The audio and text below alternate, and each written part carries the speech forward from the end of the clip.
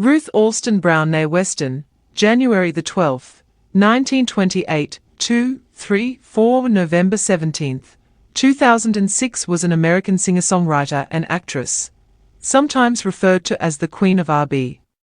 She was noted for bringing a pop music style to R&B music in a series of hit songs for Atlantic Records in the 1950s, such as So Long, Teardrops from My Eyes, and Mama He Treats Your Daughter Mean. 5 For these contributions, Atlantic became known as the house that Ruth built 6 or 7, alluding to the popular nickname for the old Yankee Stadium.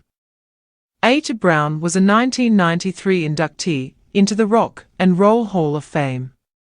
Following a resurgence that began in the mid-1970s and peaked in the 1980s, Brown used her influence to press for musicians' rights regarding royalties and contracts. These efforts led to the founding of the Rhythm and Blues Foundation. 9 Her performances in the Broadway musical Black and Blue earned Brown a Tony Award, and the original cast recording won a Grammy Award. 10 11 Brown was a recipient of the Grammy Lifetime Achievement Award in 2016. 12 In 2017, Brown was inducted into National Rhythm Blues Hall of Fame.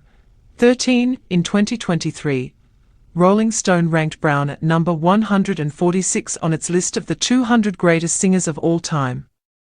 14 Brown is the aunt of rapper Rakim. Early life. Born in Portsmouth, Virginia, Brown was the eldest of 7 siblings. 15 She attended I.C. Norcom High School. Brown's father was a dockhand. He also directed the local church choir at Emmanuel African Methodist Episcopal Church, but the young Ruth showed more interest in singing at USO shows and nightclubs, rebelling against her father. 16 She was inspired by Sarah Vaughan, Billie Holiday, and Dinah Washington. 17 In 1945, aged 17, Brown ran away from her home in Portsmouth along with the trumpeter Jimmy Brown, whom she soon married, to sing in bars and clubs. She then spent a month with Lucky Millander's orchestra. 5 Early career. Ruth Brown performs at the Mambo Club in Wichita, Kansas.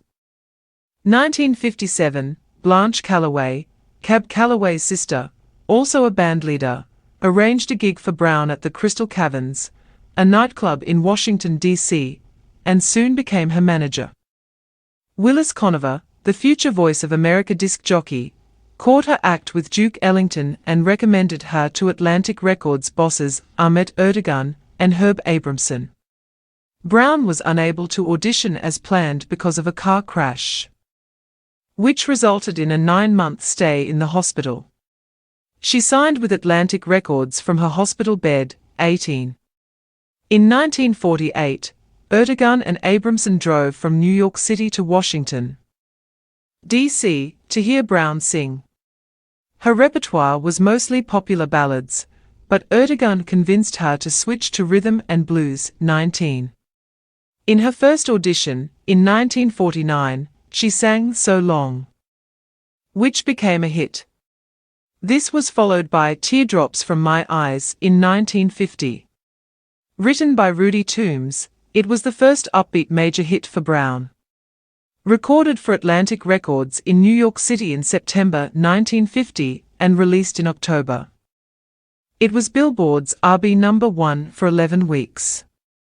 The hit earned her the nickname Miss Rhythm, and within a few months, she became the acknowledged queen of R&B. 20 She followed up this hit with I'll Wait for You 1951.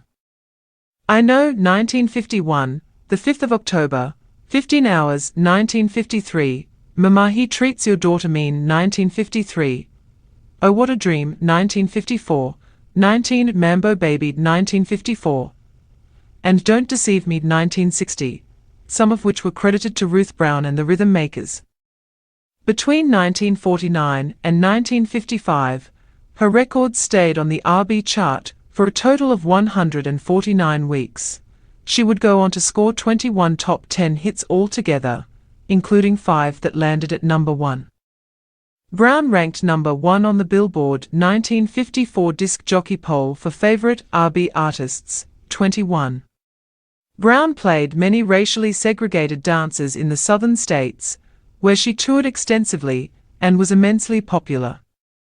She claimed that a writer had once summed up her popularity by saying, "In the South, Ruth Brown is better known than Coca-Cola." 22. Brown performed at the famed 10th Cavalcade of Jazz concert held at Wrigley Field in Los Angeles, which was produced by Leon Heflin, Sr. on June 20, 1954. She performed along with the Flairs, Count Basie and his orchestra, Lamplighters, Louis Jordan and his Timpani Five, Christine Kittrell, and Perez Prado and his orchestra. 23.